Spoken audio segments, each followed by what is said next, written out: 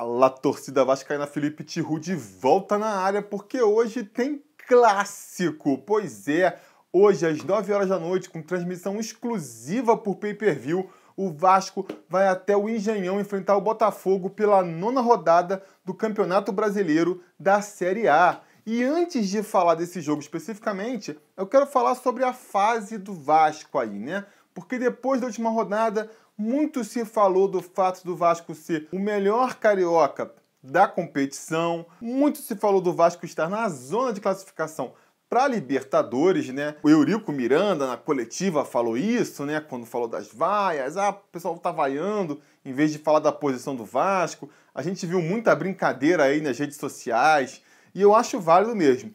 Pra zoar aí os rivais, né? De que a gente tá na frente deles, de que a gente tá aí no G6, vale mesmo a pena. Aqui entre nós, eu posso dizer que essa posição do Vasco aí, ela é um pouco inconsistente, né? Não acho que o Vasco vem jogando para estar nessa posição. E assim, olhando para os fatos, dá para explicar muito por que está acontecendo isso. O Vasco jogou 5 jogos em casa, dessas 8 rodadas, né? Em 8 rodadas jogou 5 jogos em casa, que é coisa que muitos adversários não puderam fazer. Teve um bom desempenho aí, ganhou os 4 jogos em casa, né? Desses 4 jogos, 3 foram contra equipes menores, consideradas menores, né? Sem grande investimento, sem grande tradição, que são daquela parte, daquele grupo dos 9 jogos imperdíveis que eu falei que o Vasco ia ter no ano aí, que não poderia deixar de ganhar de jeito nenhum. Então, desses 9 jogos, 3 a gente já jogou agora, logo no comecinho do campeonato.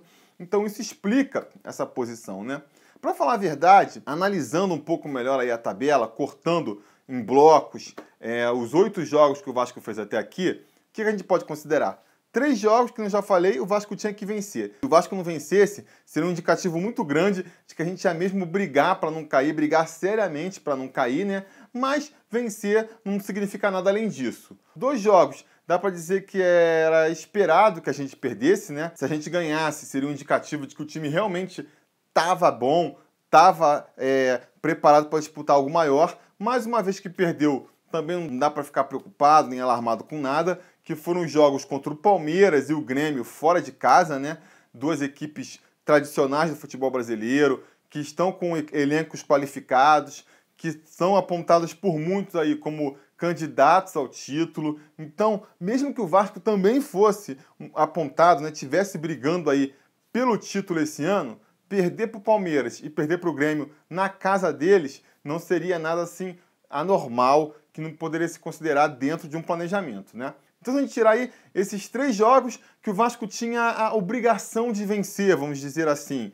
Tirar aí também esses 2 jogos que a gente sabia que era muito difícil do Vasco ganhar. Sobram nessas 8 rodadas 3 jogos onde os placares eram mais imprevisíveis, né? Contra o Fluminense, contra quem a gente jogou muito bem e venceu. Contra o Corinthians, contra quem a gente jogou bem também, mas perdeu. E contra a Chapecoense, que a gente também perdeu e ainda por cima jogou mal. Esses 3 jogos servem mais ali para avaliar o time do Vasco até agora, na minha opinião. E mostram aí um time mediano, né? Que pode fazer uma graça aí eventualmente, mas que falta consistência para tentar alçar uns voos maiores, né? Pelo menos essa é a impressão que eu tenho até agora. Hoje é mais um jogo desses abertos aí, né? Não dá para dizer que a gente tem a obrigação de vencer o Botafogo, nem muito menos que uma vitória em cima do Botafogo é algo improvável. Então, é mais uma oportunidade aí da gente avaliar esse time do Vasco pro longo do campeonato. E vai ser um jogo difícil, né? Vai ser um jogo difícil hoje por vários motivos a gente pode levantar aí, né?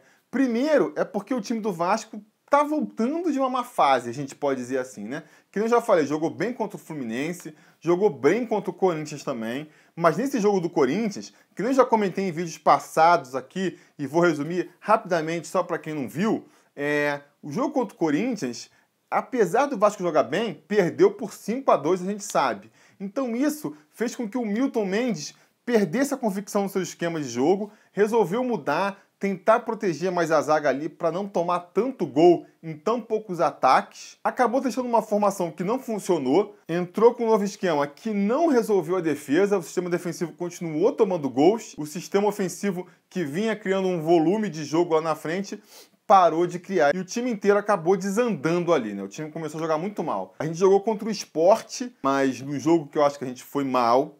Depois a gente jogou contra a Chapecoense. Outro jogo que a gente foi muito mal. E aí o Milton Mendes percebeu que aquele esquema que ele estava tentando não ia funcionar. Voltou para o esquema tático anterior, que tinha funcionado contra o Fluminense, mal ou bem funcionou também contra o Corinthians, mas que não encaixou exatamente contra o Avaí, né? Talvez pelas mudanças, você pode dizer, a gente está tendo jogos agora um muito perto do outro, fez com que o time do Vasco, apesar de estar num esquema tático, que na minha opinião é o que funciona melhor mesmo para esse elenco, o time não jogou tão bem.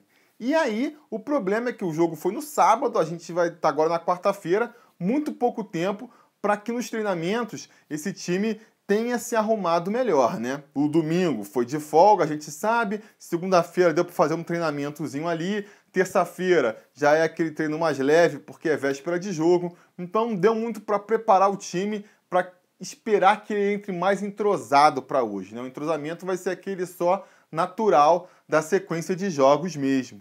Outro problema do jogo de sábado que a gente vai trazer para hoje. O Jean se machucou e o Jean é uma peça fundamental no nosso sistema defensivo hoje. Por mais que reclamem que ele é grosso, que ele não tem muitos recursos técnicos e não tem mesmo, ele é fundamental no esquema defensivo do Vasco hoje pela entrega que ele deixa em campo, né? É um leão, corre o tempo todo e a gente não tem substituto para ele. O Wellington não tem metade da garra do Jean, não compensa isso com outras qualidades, né? Não tem uma boa saída de bola, não se apresenta bem na frente e na marcação ainda é mais frágil do que o Jean, então isso é um problema. O Bruno Paulista, que muitos falam que poderia estrear agora na quarta-feira, não vai estrear, não foi relacionado para o jogo de hoje, né? Então a gente vai ver uma defesa ainda mais exposta do que a gente vinha vendo, isso é um problema contra um time entrosado como o do Botafogo, né? Tem a própria questão também do estilo de jogo. O Botafogo é uma equipe que tem muita disciplina tática, gosta de marcar o adversário em cima, atrapalhar a saída de bola, sabe sair com velocidade também. E essas são características contra as quais o atual time do Vasco não se dá muito bem. O atual time do Vasco, quando pega times assim que nem o do Botafogo, costuma ter dificuldades, né? Então, vai ser um jogo complicado. Vai ser um jogo complicado o jogo de hoje. A gente tem como novidade aí, voltando para o banco de reservas, o Wagner e o Escudeiro. Então, quem estava reclamando aí que eles não aparecem, né? Eles estão no banco de reserva. Arrisco dizer que um dos dois, pelo menos, vai entrar durante a partida. Preparem-se para isso, vamos ver se entram bem, né? Se esse período afastado do time fez bem para eles, vamos ver.